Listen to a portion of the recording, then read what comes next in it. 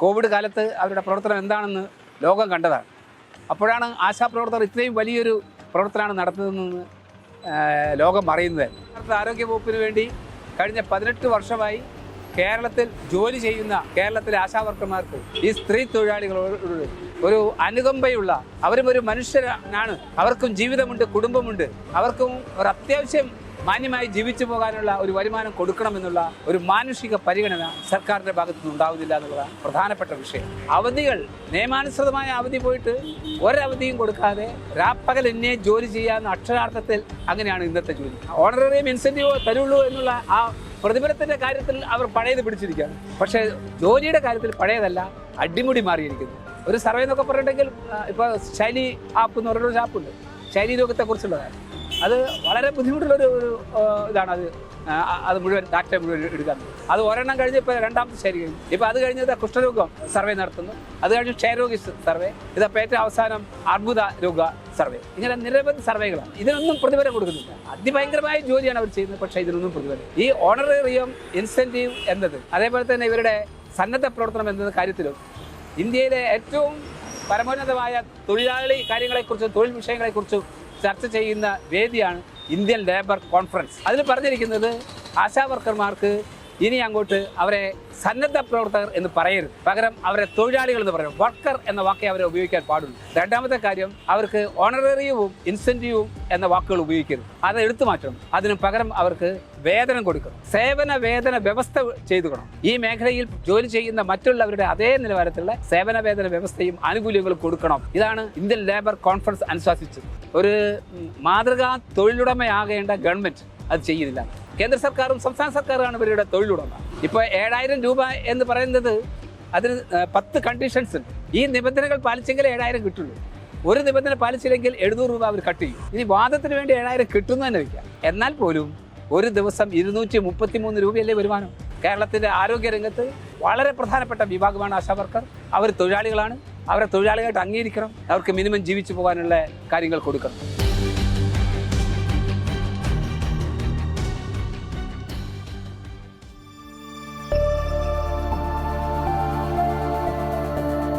കേരളത്തിലെ 26,725 ആശമാർ ഈ സമരത്തിലേക്ക് എത്തുന്നത് ഒറ്റ ദിവസം കൊണ്ടല്ല. ഞങ്ങൾ കഴിഞ്ഞ ഒരു 8 വർഷമായിട്ട് ഏതാണ്ട് നിരന്തര സമരത്തിലാണ്. Kerala Asha health workers association ധാരാളം ഡിമാൻഡുകൾ മുമ്പോട്ട് വെച്ചുകൊണ്ടാണ് ഞങ്ങൾ സമരം നടത്തിക്കൊണ്ടിരിക്കുന്നത്. ഞങ്ങൾ ഈ സംഘടന ആരംഭിക്കുമ്പോൾ 500 രൂപയായിരുന്നു ഓണററി. അതിപ്പോൾ 7000 രൂപയായിട്ടുണ്ട്. അത് ഒരാളുടെയും ഒരു ഗവൺമെൻറ്റിൻ്റെയും ഒരു മന്ത്രിമാരുടെയും ഔദാര്യം കൊണ്ട് ഉണ്ടായതല്ല. ഇഞ്ചോടിഞ്ച് പൊരുതി സമരങ്ങൾ നടത്തിയിട്ടാണ് ഈ 7000 ആക്കിയിട്ടുള്ളത് ഓണററി. അതേസമയം ഇൻസെൻറ്റീവ് 18 വർഷം മുമ്പുള്ള ഇൻസെൻറ്റീവാണ് ഇപ്പോഴും തുടരുന്നത്. അതിൽ യാതൊരു മാറ്റവും ഉണ്ടായിട്ടില്ല. വളരെ ചുരുങ്ങിയ ഇൻസെൻറ്റീവാണ് ഇപ്പോഴും നിലനിൽക്കുന്നത്. പോളിയോ വാക്സിൻ എന്ന് പറഞ്ഞാൽ ഒരു വളരെ പ്രധാനപ്പെട്ട വാക്സിനേഷനാണ്. ഏതാണ്ട് 5 ദിവസം എടുക്കും ഒരു ആശാ വർക്കർ അത് നിർവഹിച്ച് തീരാൻ. ഒരു ദിവസത്തേക്ക് 75 രൂപയാണ് കൊടുക്കുന്നത്. അങ്ങനെ 2 ദിവസത്തെ 150 രൂപയാണ് ഈ 5 ദിവസത്തെ പോളിയോ വാക്സിൻ വർക്ക് നടത്തിയാൽ ആശയ്ക്ക് കിട്ടുന്നത്. ഇങ്ങനെയാണ് ഓരോ കാര്യത്തിലും ഇൻസെൻറ്റീവിൻ്റെ കാര്യത്തിൽ അത് കേന്ദ്ര ഗവൺമെൻറ്റാണ് കൊടുക്കുന്നത്. അതേസമയം ഓണറേറിയം സംസ്ഥാന സർക്കാരിൻ്റെതാണ്. പക്ഷേ ഈ ഓണറേറിയം പ്രധാന വരുമാനം ഓണറേറിയം ആണെങ്കിലും അത് സമയാസമയം കിട്ടില്ല. ഒരു കാലത്തും അത് മാസത്തിൻ്റെ ആദ്യ ദിവസങ്ങളിൽ കിട്ടുക എന്നുള്ള ആ കാര്യമേ ഇല്ല. പകരം അത് 2 മാസവും 3 മാസവും 4 മാസവും കഴിഞ്ഞിട്ടാണ് സമരം ചെയ്തിട്ടാണ് അത് പലപ്പോഴും നേടിയിരുന്നത്. ഇൻസെൻറ്റീവിൻ്റെ കാര്യത്തിലും അങ്ങനെ തന്നെയാണ്. ഈ അടിസ്ഥാന പ്രവർത്തനം നടത്തുക, ആരോഗ്യ മേഖലയിൽ അടിസ്ഥാന പ്രവർത്തനം നടത്തിക്കൊണ്ടിരിക്കുന്ന ആളുകളാണ് ആശാ വർക്കർമാർ. നമുക്കറിയാവുക, കോവിഡ് കാലത്ത് അവരുടെ പ്രവർത്തനം എന്താണെന്ന് ലോകം കണ്ടതാണ്. അപ്പോഴാണ് ആശാപ്രവർത്തകർ ഇത്രയും വലിയൊരു പ്രവർത്തനമാണ് നടത്തുന്നതെന്ന് ലോകം അറിയുന്നത്. അവരുടെ ജീവൻ പോലും പണയം വെച്ചിട്ടാണ് അവർ കോവിഡ് കാലത്ത് അവരുടെ പ്രവർത്തനം നടത്തിയിട്ടുള്ളത്. അവർ കോവിഡ് കാലത്ത് ഇറങ്ങി പ്രവർത്തിച്ചതിൻ്റെ ഫലമായിട്ട് പല ആശാ വർക്കർമാർക്കും സ്വന്തം ജീവൻ നഷ്ടപ്പെട്ടിട്ടുണ്ട്. പലർക്കും അവരുടെ അച്ഛനും അമ്മയുടെയും ജീവൻ പോയിട്ടുണ്ട്. അങ്ങനെ പല നഷ്ടങ്ങളും അവർക്കുണ്ടായിട്ടുണ്ട്.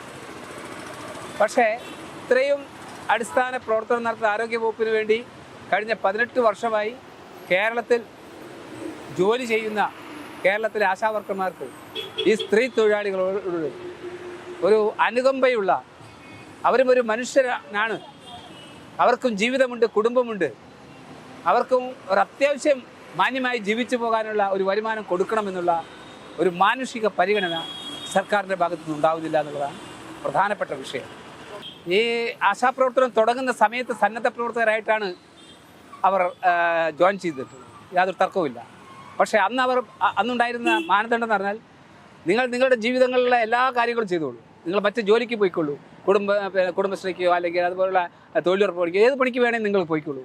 ഒപ്പം 1-2 മണിക്കൂർ നിങ്ങൾക്ക് ഒഴിവ് കിട്ടുമ്പോൾ ഈ പ്രവർത്തനം കൂടി നടത്താം. അതാണ് സന്നദ്ധ പ്രവർത്തനം. അതിന് ഞങ്ങളൊരു ഓണററിയോ ഇൻസെൻറ്റീവോ തരാം.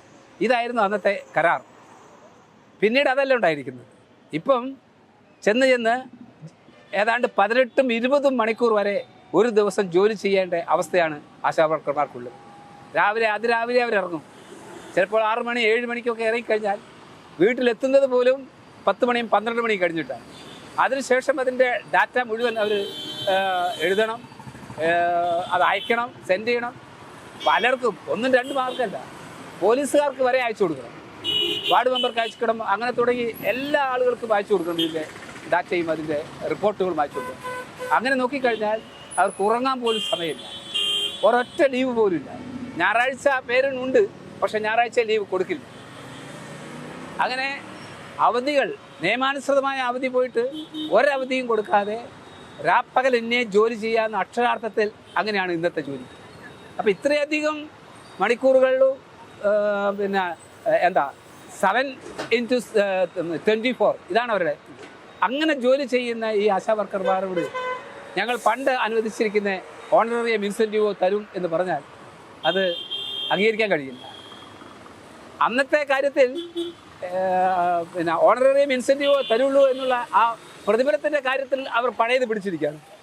പക്ഷേ ജോലിയുടെ കാര്യത്തിൽ പഴയതല്ല, അടിമുടി മാറിയിരിക്കുന്നത്. പ്രത്യേകിച്ചും 2018 മുതൽ വൻ രീതിയിലുള്ള ജോലിയാണുള്ളത്. മാത്രമല്ല ഇപ്പം അവരുടെ നേരത്തെ നിശ്ചയിച്ചിരുന്ന 10-35 ജോലികളുണ്ട്. അത് കൂടാതെ നിരവധി സർവേകളാണ് ഇവരെ കൂടെ നടത്തുന്നത്. കോർപ്പറേറ്റ് കമ്പനികൾ നടത്തുന്നതിനേക്കാൾ അപ്പുറമുള്ള സർവേകളാണ്. ഒരു സർവേ എന്നൊക്കെ പറഞ്ഞിട്ടുണ്ടെങ്കിൽ ഇപ്പോൾ ശൈലി ആപ്പ് എന്ന് പറയുന്നൊരു ആപ്പുണ്ട്, ശൈലി രോഗത്തെക്കുറിച്ചുള്ളതാണ്. അത് വളരെ ബുദ്ധിമുട്ടുള്ളൊരു ഇതാണ്. അത് മുഴുവൻ ഡാറ്റ മുഴുവൻ എടുക്കാൻ. അത് ഒരെണ്ണം കഴിഞ്ഞ് ഇപ്പോൾ 2ാമത്തെ ശൈലി കഴിഞ്ഞു. ഇപ്പോൾ അത് കഴിഞ്ഞത് കുഷ്ഠരോഗം സർവേ നടത്തുന്നു.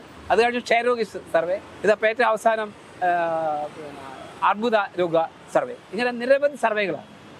ഇതിനൊന്നും പ്രതിഫലം കൊടുക്കുന്നില്ല. ഇതിനൊക്കെ എന്ന് പറഞ്ഞാൽ അതിഭയങ്കരമായ ജോലിയാണ് അവർ ചെയ്യുന്നത്. പക്ഷേ ഇതിനൊന്നും പ്രതിഫലമില്ല.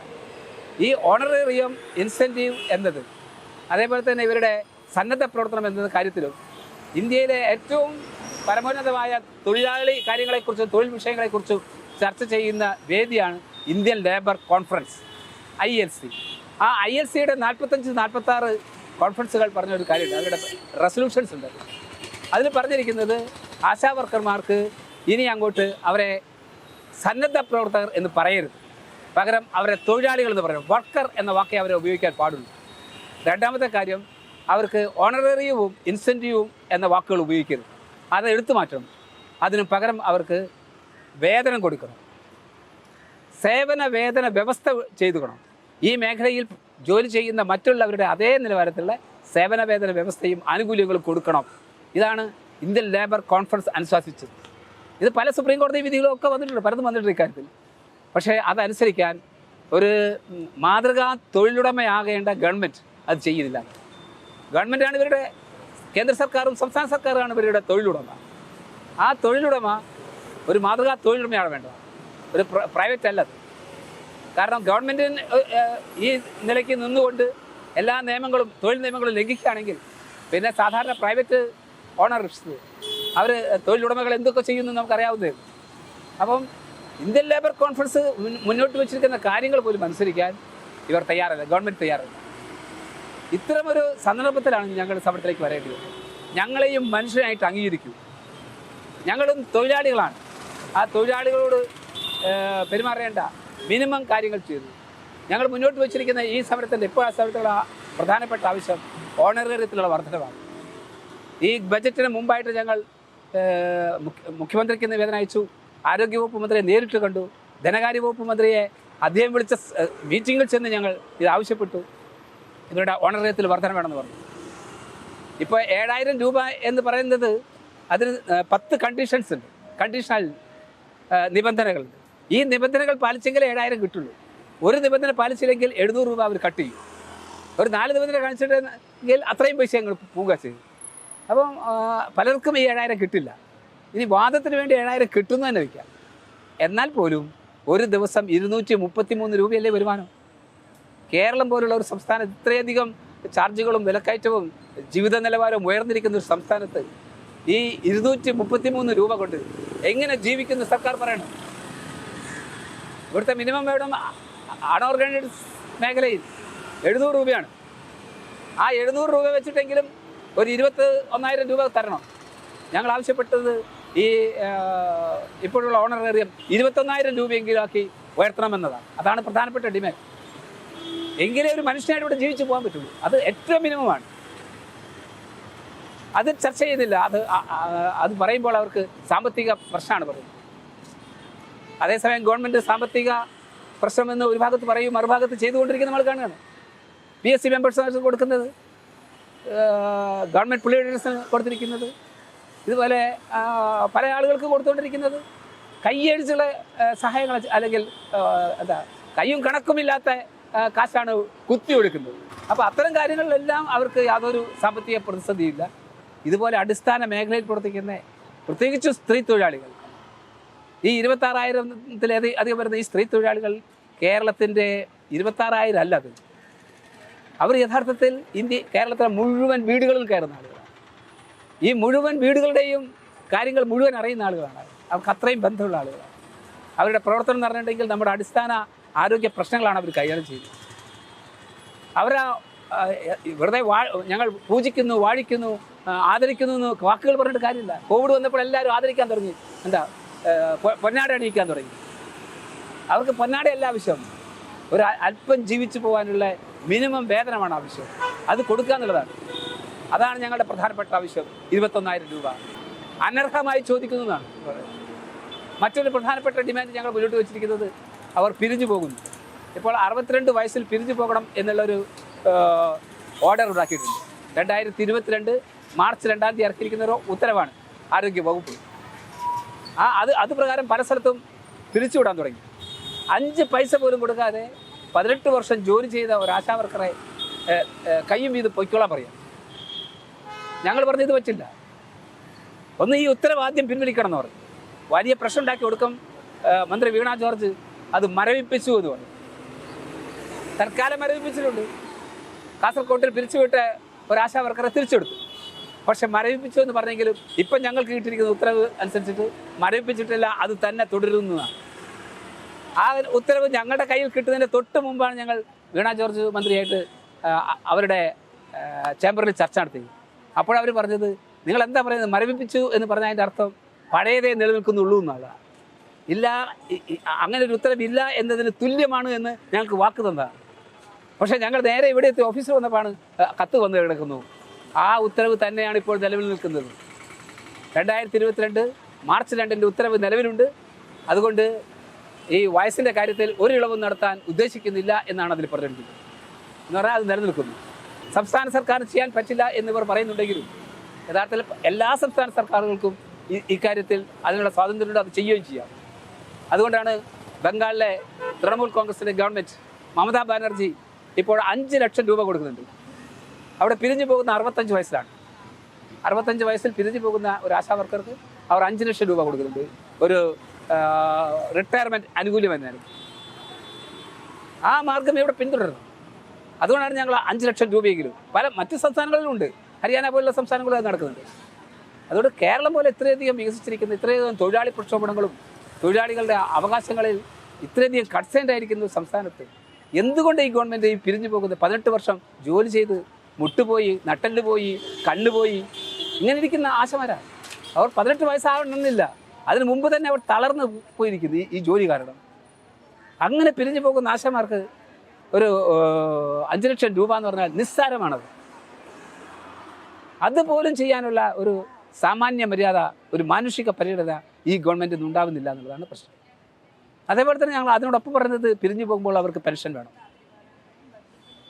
ഇവിടെ അസംഘടിത മേഖലയിൽ പ്രവർത്തിക്കുന്ന എല്ലാവർക്കും പെൻഷനുണ്ട്. ക്ഷേമനിധി പെൻഷനാണ്. നിർമ്മാണ മേഖലയിലുണ്ട്, ഷോപ്പിൻ്റെ മേഖലയിലുണ്ട്, തയ്യൽ തൊഴിലാളികൾക്കുണ്ട്, കളിയ തൊഴിലാളികൾക്കുണ്ട്, മോട്ടോർ മേഖലയിലുണ്ട്, എല്ലാവർക്കും ഉണ്ട്. 1600 രൂപയെങ്കിലും മിനിമം പെൻഷൻ കിട്ടുന്നുണ്ട് പലർക്കും. അത്തരം ക്ഷേമനിധി പെൻഷനല്ല, ഗവൺമെൻറ് ഉടമസ്ഥതയിൽ ജോലി ചെയ്യുന്ന ആളുകളാണ്. അതുകൊണ്ട് ഗവൺമെൻറ് തന്നെ ഇവർക്കൊരു പെൻഷൻ ഏർപ്പെടുത്തണം. ഇതാണ് മറ്റൊരു ആവശ്യം. അപ്പം ഇത്തരം കാര്യങ്ങളിൽ ഒരു ചർച്ചയും നടത്തുന്നില്ല, അതിനെക്കുറിച്ച് ഒന്നും സംസാരിക്കുന്നില്ല. ഇതാണ് പ്രശ്നം. ഇത് കേരളം പോലുള്ളൊരു സംസ്ഥാനത്ത് വകവെച്ചു കൊടുക്കാൻ പറ്റില്ല. ആശാ വർക്കർമാർ എന്നത് നിസ്സാരപ്പെട്ട വിഭാഗക്കാരല്ല.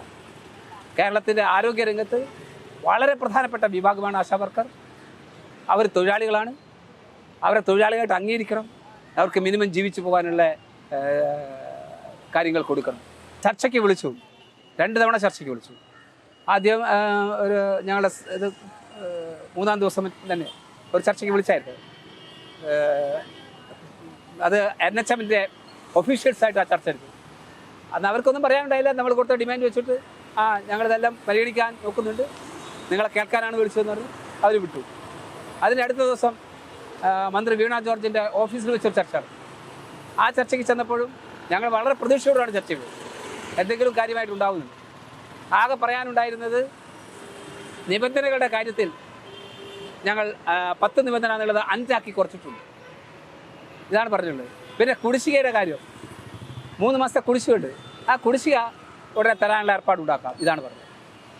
വേറെ ഒന്നും തരാണ്ടായി. ഈ കാര്യങ്ങളായിട്ട് അതിന് മുമ്പ് തന്നെ നടന്നതാണ്. അതിന് മുമ്പ് തന്നെ സർക്കാർ പ്രഖ്യാപിച്ച കാര്യങ്ങളാണ് ഈ കുടിശ്ശികയുടെ കാര്യവും അതേപോലെ ഈ 5 നിബന്ധന എടുത്തു മാറ്റാനുള്ളത്. ഞങ്ങൾ പറഞ്ഞു 5 നിബന്ധനയല്ല, 10 നിബന്ധനയും എടുത്തു മാറ്റും. അന്ന് ആ ചർച്ചയിൽ അവർ അത് കൂട്ടാക്കിയില്ല. അപ്പോൾ അവർ പറഞ്ഞു ഒരു കമ്മിറ്റി നിശ്ചയിച്ചിട്ടുണ്ട്, ആ കമ്മിറ്റിയുടെ റിപ്പോർട്ട് വരട്ടെ. ശരി, കമ്മിറ്റി റിപ്പോർട്ട്. ബാക്കി കാര്യങ്ങളിൽ എന്താ നിങ്ങൾക്ക് പറയാനുള്ളത്? ഞങ്ങൾ വെച്ചിരിക്കുന്ന ഓണറേറിയത്തിൻ്റെ വർധനവിൻ്റെ കാര്യത്തിൽ അവർക്കൊന്നും പറയാനുണ്ടായിരുന്നില്ല. അവർ പറഞ്ഞു ധനകാര്യ വകുപ്പുമായിട്ട് ആലോചിച്ചിട്ട് എന്തേ പറയാൻ പറ്റും. ഞങ്ങൾ അന്തം വിട്ടുപോയി. ധനകാര്യ വകുപ്പ് മുഖ്യമന്ത്രിയായിട്ട് ആലോചിക്കാതെയാണ് ആരോഗ്യ വകുപ്പ് മന്ത്രി ഇങ്ങനെ ഒരു ചർച്ച വിളിച്ചെങ്കിൽ എന്ത് കാര്യം? ഞങ്ങളൊരു കാര്യം പറഞ്ഞു, നിങ്ങൾ യുദ്ധകാലാടിസ്ഥാനത്തിൽ തന്നെ ആലോചന നടത്തി ഞങ്ങളെ വിളിക്കുമെന്ന് പറഞ്ഞു. പക്ഷേ ഇതുവരെ വിളിച്ചിട്ടില്ല. ഞങ്ങൾ ധനകാര്യ വകുപ്പ് മന്ത്രിയെ വീണ്ടും കാണുന്നുണ്ടായിരുന്നു. ഞങ്ങൾ പലതവണ കണ്ടതാണ്, വീണ്ടും കാണുന്നുണ്ടായിരുന്നു. പക്ഷേ ഞങ്ങൾ കാണാനിരിക്കുകയാണ് പിറ്റേ ദിവസം ധനകാര്യമന്ത്രിയുടെ പ്രസ്താവന വന്നത് ആശാ വർക്കർമാരെ കുത്തി ഇളക്കി കൊണ്ടുവന്ന് ഇവിടെ സമരം ചെയ്യുകയാണ്, അവർക്ക് യാതൊരു ആത്മാർത്ഥതയില്ല എന്ന്. ഇവരെന്താണ് ഈ ആശാ വർക്കറെ കുറിച്ച് കരുതിയിരിക്കുന്നത്? അങ്ങനെ കുത്തി ഇളക്കിയാൽ വരുന്നവരല്ല. കേരളത്തിലെ സ്ത്രീകളോട് കാണിച്ചിരിക്കുന്ന ഏറ്റവും അന്യായമായൊരു പ്രസ്താവനയാണത്. പൊളിറ്റിക്കലി ഇൻകറക്റ്റഡ് ആയുള്ളൊരു പ്രസ്താവനയാണ് അദ്ദേഹം നടത്തിയത്. നമ്മൾ പ്രതിഷേധിച്ചു. സ്ത്രീകൾ ആരെങ്കിലും കുത്തികളക്കി പോകുന്നവരാണ്. അവർക്ക് വ്യക്തിത്വമല്ലേ, അവർക്ക് ആത്മാഭിമാനമില്ലേ? അതുകൊണ്ട് ധനകാര്യമന്ത്രി പോലുള്ള ഒരാൾ, അദ്ദേഹം മാന്യനായ ഒരാളായിട്ടാണ് അറിയപ്പെടുന്നത്. പക്ഷേ ഇത്രയും മോശമായൊരു പ്രസ്താവന നടത്തിയത്. അതുകൊണ്ട് തന്നെ ഞങ്ങൾ കാണാൻ അദ്ദേഹത്തിനടുത്തേ പോയില്ല. പിന്നെ കുത്തികളൊക്കെ കൊണ്ടുവരുന്നവരല്ല. കേരളത്തിൽ ആശാവർക്കർമാർ പ്രത്യേകിച്ചു അവർ ജീവിതാനുഭവങ്ങളിലൂടെ, അവർ അനുഭവിക്കുന്ന ദുരിതങ്ങളിലൂടെ, അവർ നടത്തുന്ന ആതുര പ്രവർത്തനങ്ങളിലൂടെ അവർ പദം വന്ന ആളുകളാണ് ആശാവർക്കർമാർ. അവർക്കറിയാം ആര് എന്താണെന്നുള്ളത്. ഒരാളുടെ വ്യക്തിയുടെ മുഖത്ത് നോക്കി അവർക്ക് മനസ്സിലാവും അയാളുടെ സ്വഭാവം എന്താണ്. അത്രമാത്രം അവർക്ക് ധാരണയുണ്ട്. ഞങ്ങൾ ആര് നയിക്കുന്നു, എന്തിനു നയിക്കുന്നു, അവരാരാണെന്ന് അവർക്ക് കൃത്യമായിട്ട് അറിയാം. അതുകൊണ്ട് കുത്തികളൊക്കെ പോകുന്ന ആളുകളല്ല. ഒരുപക്ഷെ നേരത്തെ അങ്ങനെ കൊണ്ടുപോയിട്ടുണ്ടാവും പല പാർട്ടികളും. ഞങ്ങൾ സംഘടന ഉണ്ടാക്കുന്നതിന് മുമ്പ് അങ്ങനെയായിരുന്നു. ഇവരെയൊക്കെ ഉപയോഗിച്ചിരുന്നത് സമ്മേളനങ്ങൾ കാളക്കൂട്ടാനാണ്. അവിടെ പോയി വെറുതെ ഇരിക്കും, ഇവരെക്കുറിച്ചൊരു അക്ഷരം പറയില്ല. സമ്മേളനം കഴിഞ്ഞ് പോവുകയും ചെയ്യും. ഇതാണ് സ്ഥിതി. ഇതായി. എന്നാൽ ഇന്ന് അങ്ങനെയല്ല. ആശാവർക്കർമാർ അങ്ങനെ കുത്തികളൊക്കെ പോകുന്നവരല്ല. അവർ ഞങ്ങളുടെ ഈ സംഘടനയുടെ നേതൃത്വത്തെ നന്നായിട്ട് മനസ്സിലാക്കിയത്. പല ജില്ലകളിൽ നിന്നും കൂട്ടമായിട്ട് വണ്ടി പിടിച്ചു നടന്നും ട്രെയിനിലൊക്കെ ആയിട്ട് വളരെ സാഹസികമായിട്ട് എത്തിച്ചേർന്നത്. പല യൂണിയൻകാരുടെ എതിർപ്പ് വകവയ്ക്കാതെയാണ് അവരെ തടയാൻ വേണ്ടി വലിയ ശ്രമങ്ങളുണ്ടായി അവിടെയൊക്കെ. ഇപ്പം ഞങ്ങൾ പണിമുടക്കിലാണ്. അനിശ്ചിതകാല പണിമുടക്ക് കഴിഞ്ഞ 20-ാം തീയതി പ്രഖ്യാപിച്ചു. പണിമുടക്കിലേക്ക് കടന്നപ്പോൾ അവിടെ പലരും ഇടപെടാൻ തുടങ്ങി. സർക്കാർ വിലാസം, യൂണിയൻകാർ, സംഘടനകൾ, നിങ്ങൾ എന്തിനു പോകുന്നു, കാര്യങ്ങളൊക്കെ കിട്ടിയിട്ടുണ്ടല്ലോ, ഇനി ഇങ്ങോട്ട് പോയി തിരിച്ചു പോകാൻ ജോലി ഉണ്ടാവില്ല തുടങ്ങിയ കാര്യങ്ങൾ പറഞ്ഞ് ഭീഷണിപ്പെടുത്താൻ തുടങ്ങി. അവരങ്ങനെ ഭീഷണി വീഴുന്നതല്ല. ഭീഷണിപ്പെടുത്തപ്പോൾ അവിടുത്തെ സമരം ശക്തമാവുകയും ചെയ്തു. 3 പേരാണെങ്കിൽ അവിടെ 13 പേരായി മാറി. പല സ്ഥലങ്ങളിലും പണിമുടക്കാൻ ഇന്നിവിടേക്ക് വന്നുകൊണ്ടിരിക്കുകയാണ് ആളുകൾ. ഞങ്ങൾ വിളിച്ചിട്ടല്ല, അവർ കേട്ടറിഞ്ഞു വരിക. പാലക്കാട് ഇന്ന് എത്തിയിരിക്കുന്ന ആളുകൾ, ഞങ്ങൾക്ക് അവിടെ എനിക്ക് പുറപ്പിക്കാൻ പറ്റുന്നില്ല. നിങ്ങളിവിടെ ഇത്രയും വലിയ രൂക്ഷമായ സമരം ചെയ്യുമ്പോൾ ഒരു ആശാ വർക്കർ എന്ന നിലയ്ക്ക് ഞങ്ങൾക്ക് ഞങ്ങളുടെ വീട്ടിൽ ഇരിക്കാൻ കഴിയില്ല. അങ്ങനെ വന്നു ചേരുന്ന ആശാ കേരളത്തിൽ സമീപകാലമല്ല ഇത്രയും വലിയ ഒരു സ്ത്രീ തൊഴിലാളികളുടെ സമരം നമ്മൾ കണ്ടിട്ടില്ല. അത്രയും വീറും വാശിയോടുകൂടിയാണ് ഈ സമരം നടന്നത്. അവർ തൊഴിലാളികളാണ്. ആ തൊഴിലാളി വർഗ ബോധം ആർജിച്ചുകൊണ്ടിരിക്കുകയാണ് വരുന്നത്. ഞങ്ങൾ പണിയെടുക്കുന്നവരാണ്, അതിനുള്ള പ്രതിഫലം ഞങ്ങൾ തരണം. മുഖ്യമന്ത്രി പറയുമല്ലോ, പാടത്ത് പണിയെടുത്താൽ വരമ്പത്ത് കൂലി എന്നുള്ളത്. പക്ഷേ വരമ്പത്ത് പോയിട്ട് മാസങ്ങൾ കഴിഞ്ഞിട്ടും കൊടുക്കുന്നില്ല, ന്യായമായൊരു കൂലിയും കൊടുക്കുന്നില്ല. എന്തുകൊണ്ട് ഇടതുപക്ഷം പറയുന്നത് ഈ ഗവൺമെൻറ്റൊന്നും അത് ഉണ്ടാവുന്നില്ല? എന്തിനാണ് ഈ ദുരഭിമാനം? അതുകൊണ്ട് ചർച്ച ചെയ്യണം. അവരുടെ ആനുകൂല്യങ്ങൾ കൊടുക്കാൻ വേണ്ടിയുള്ള സന്മനസ്, എല്ലാതര മറ്റു കാര്യങ്ങൾ ഈഗോ മാറ്റിവെച്ചുകൊണ്ട് ഈ ആശാവർക്കർമാരോട് വേണ്ട പരിഗണന കാണിക്കണം. അർഹമായ പരിഗണന അവർക്ക് കൊടുക്കണം. അതിനവർക്കുള്ള അർഹമായ വേതനവും മറ്റാനുകൂല്യവും കൊടുക്കാനുള്ള ജനാധിപത്യ ബോധമാണ് ഈ ഗവൺമെൻറ്റിൽ ഞങ്ങൾ പ്രതീക്ഷിക്കുന്നത്.